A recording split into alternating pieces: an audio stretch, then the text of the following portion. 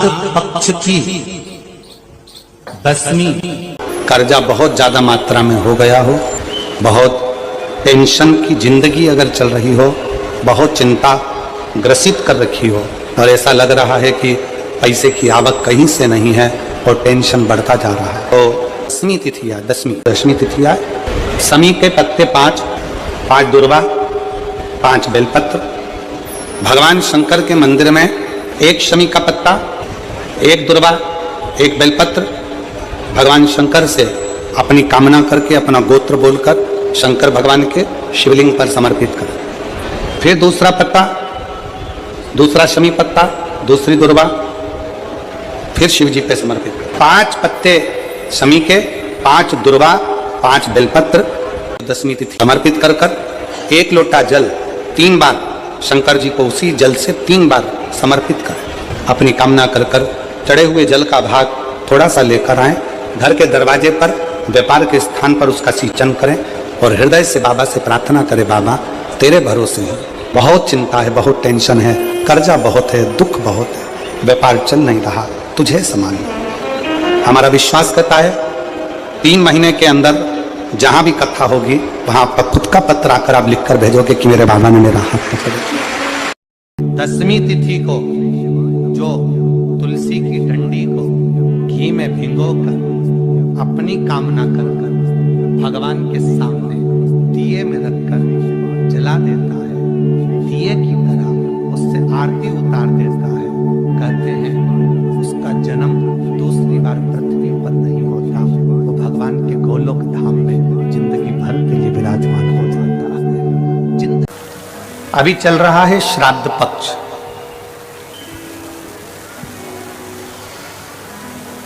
श्राद्ध का मतलब है श्रद्धा।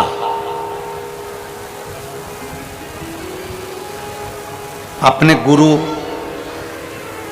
अपने माता पिता, अपने पूर्वजों के प्रति, अपने गुरु के प्रति, अपने घर के बड़ों के प्रति, अपने बड़े आदरणीयों के प्रति आपकी कितनी श्रद्धा है। श्राद्ध पक्ष की 10वीं, एकादशी और द्वादशी, इन 3 तिथियों पर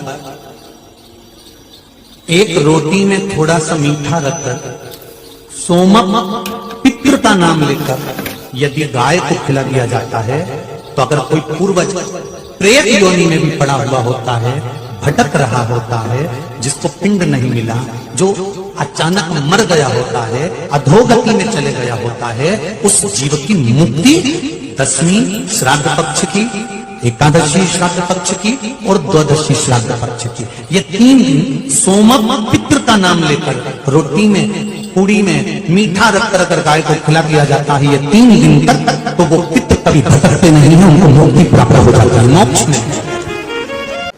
ये विप्रचिति का नियम था। पितरों के पास में अगर कोई भाग जा रहा हो, पितृलोक में अगर कोई भाग जा रहा है, तो पितृलोक के भाग को भी विप्रचिति खुद खा लेगा, खुद धारण कर लेगा। इतना भयंकर असुर था विप्रचिति कि देवता सब त्रस्त थे उससे।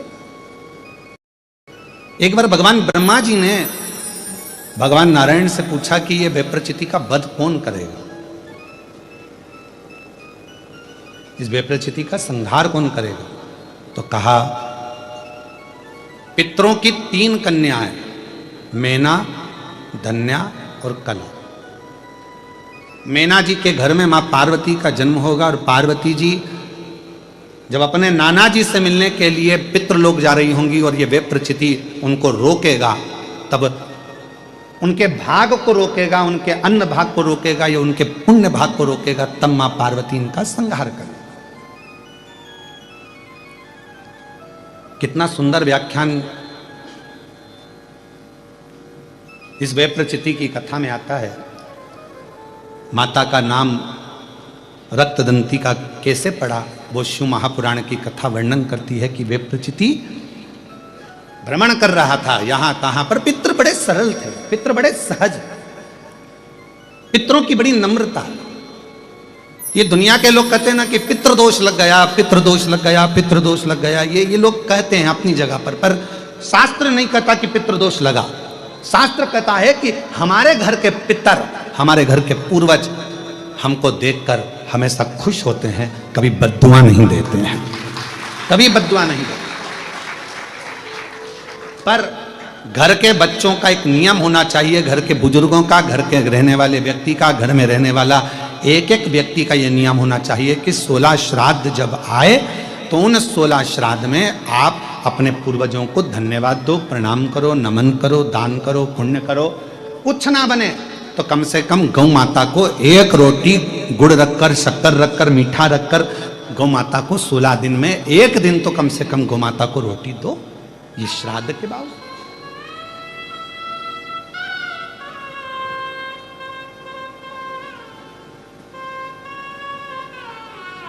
अंदाजा लगाओ 7 पीढ़ी का, और 7 पीढ़ी का अंदाजा लगाकर देखोगे तो मालूम पड़ेगा कि जितना 7 पीढ़ी के अंतर्गत जो पूर्वजों का एक तत्व सब में रहा है वो तत्व हम में भी रहता है। जैसे पिताजी को चिड़चिड़पन रहा है तो वो पिताजी को भी रहेगा, उसकी औलाद को भी रहेगा, उसके पोते को भी रहेगा, उसकी पोती को भी रहेगा। ये नियम है, नीति है, वहीं से चला आ रहा है, इसको कोई रोक नहीं सकता।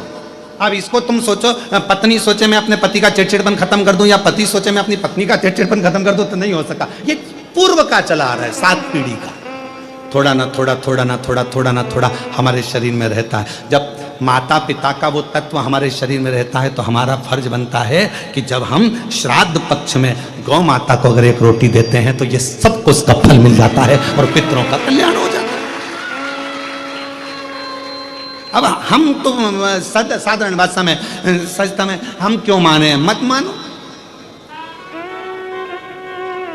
हमें क्या करना।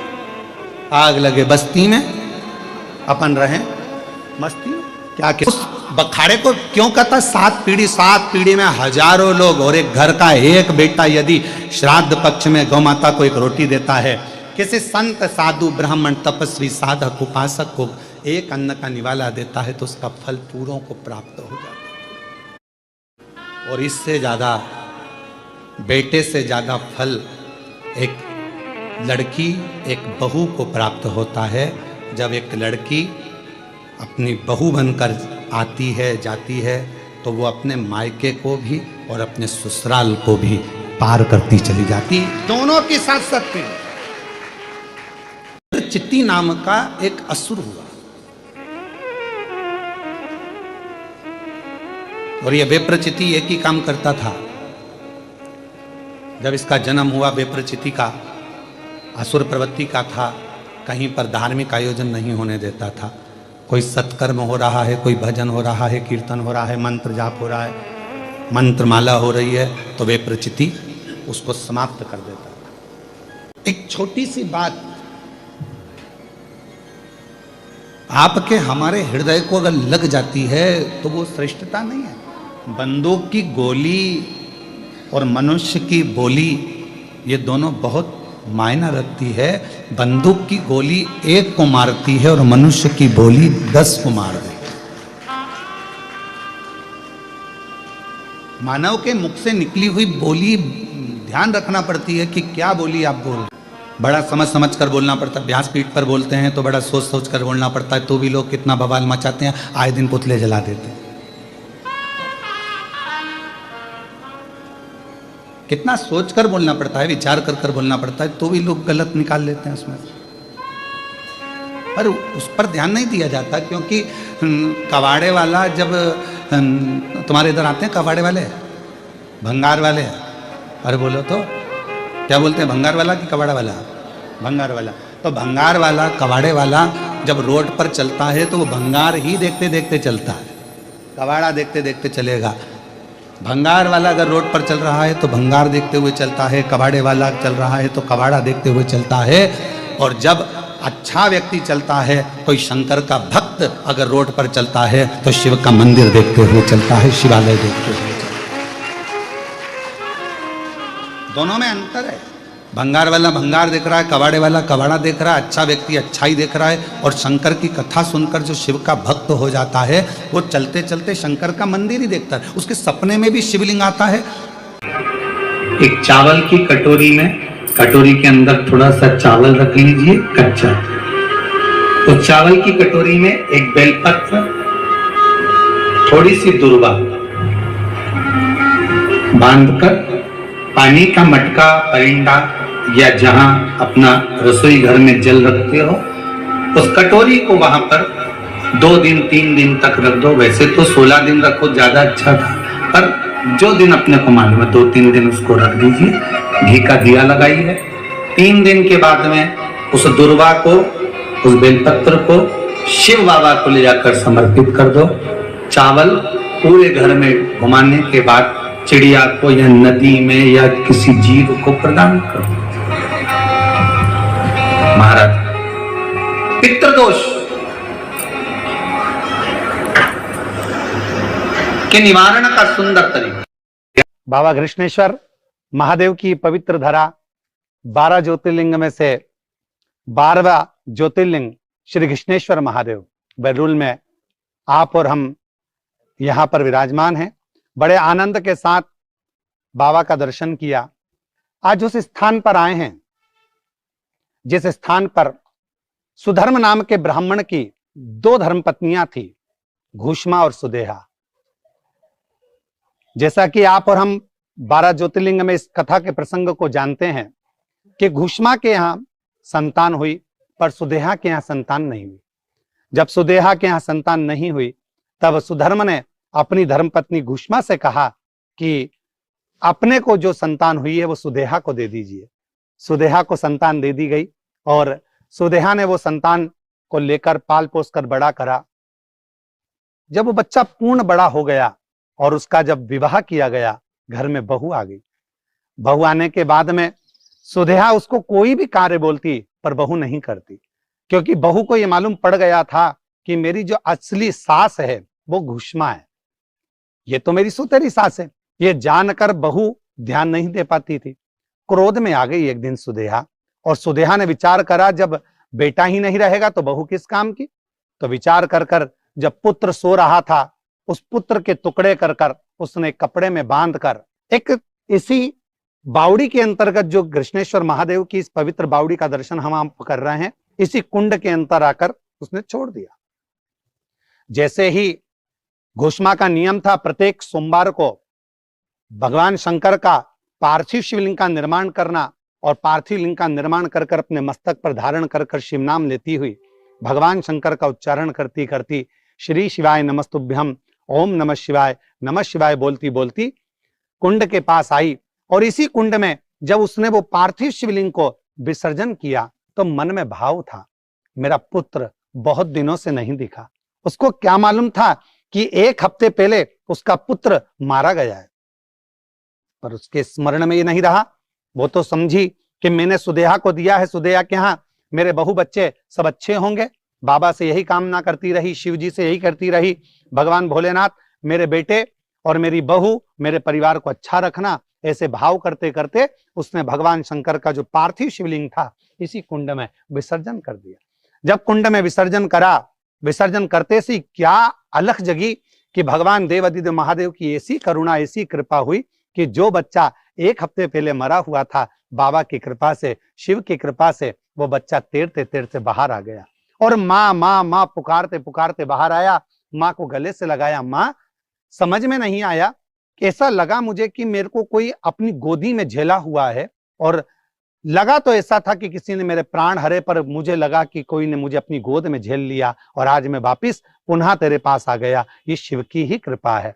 उसी घूष्मा के बेटे को भगवान देवादिदेव महादेव ने इसी कुंड के नजदीक में जीवित किया, इसलिए शिव जी का नाम उस घूष्मा के कारण कृष्णेश्वर महादेव हुआ। भगवान शंकर ने आकर दर्शन दिया, घूष्मा तेरी अविरल भक्ति है, तो शिव को इतना भजती है, भजन करती है, पार्थिव लिंग का निर्माण करती है, तेरा तो बाल बांका नहीं हो सकता, तेरे बच्चे का बाल बांका नहीं हो सकता। इसलिए इस कुंड का जो प्राचीनता है, जिसका हम दर्शन कर रहे हैं, ये कुंड कृष्णेश्वर का ये निर्मित कुंड, ये हमको बता रहा है कि अगर आपका विश्वास एकदम प्रबल है, पक्का है, तो आपका बाल बांका नहीं हो सकता। कृष्णेश्वर महादेव आपके साथ हर पल है, हर घड़ी है। श्री शिवाय नमस्तुभ्यम। हर हर महादेव। गर्भस्थ नारी कि गर्भ में बच्चा जब तक रहता है और बच्चे को जन्म देने के बाद नारी उस बच्चेदानी से अगर प्रॉब्लम में रहती है, कष्ट में रहती है, गांठ पड़ जाती है या तकलीफ में आ जाती है, तो स्वधा का नाम लेकर भी शिव जी पे जल चढ़ाकर उसका मात्र आचमन ही कर लेती है, तो नारी को ऑपरेशन की जरूरत नहीं पड़ती, गर्भाशय ठीक हो जाता है। गर्भाशय ठीक हो जाता है। स्वधा नाम कोई साधारण सा नाम नहीं है, स्त्रियों के लिए, पुरुषों के लिए। पुरुष वर्ग में भी अगर हर्निया की भी प्रॉब्लम हो गई है और हर्निया हो गया, डॉक्टर बोल रहा है ऑपरेशन करना पड़ेगा, तो कुछ दिन स्वधा का नाम लेकर भगवान शंकर पर जल चढ़ाकर उस जल का आचमन करना प्रारंभ करिए और फिर जांच कराओ कि हर्निया में आराम लगना प्रारंभ हुआ कि नहीं हुआ। यहां तक शास्त्र वर्णन करता है कि आप स्वधा का नाम कोई साधारण नाम नहीं है, ये तो तर्पण शिव महापुराण की कथा में जो आपको मिल रहा है, ये वो औषधि मिल रही है कि जिंदगी बना दे, आपकी जिंदगी सवार है। स्वधा नाम का एक बार सब प्रेम से फिर से बोलिए, हम सुनना चाहते हैं तुम सही बोल रहे हो कि गलत बोल रहे हो। स्वधा आधा सा है, फिर वाह और फिर धा आकी मात, स्वधा। शिवाय नमस्ते दोस्तों, हर हर महादेव। 16 सितंबर श्राद्ध पक्ष की 10वीं तिथि। कर्जा बहुत बढ़ गया है, व्यापार नहीं चल रहा है, कोई काम बन नहीं रहा है, तो 5 बेलपत्र, 5 दुर्वा, 5 शमी पत्र लेकर के आएँ और शिव मंदिर में 1 शमी पत्र, 1 बेलपत्र और 1 दुर्वा शिव जी पर समर्पित करके अपनी कामना बोलते हुए समर्पित करिए तथा उसके ऊपर 1 लोटा जल चढ़ाकर उसी तरह से 5 दुर्वा, 5 बेलपत्र, 5 वो करके एक एक करके भगवान शिव पर समर्पित करके वहाँ जल थोड़ा सा वापस लेकर के आएँ और अपने व्यापार में और अपने मुख्य द्वार पर उसका छिड़काव कर दीजिए। अपनी कामना बोलते हुए और भगवान से प्रार्थना करिए कि आपका जो काम बन नहीं रहा है, अपनी प्रार्थना करते हुए भगवान से मनाई करिए, आपकी सारी मनोकामनाएं पूर्ण होगी। ये 10वीं तिथि को, श्राद्ध पक्ष की 10वीं तिथि को यह उपाय अवश्य करें। हर हर महादेव।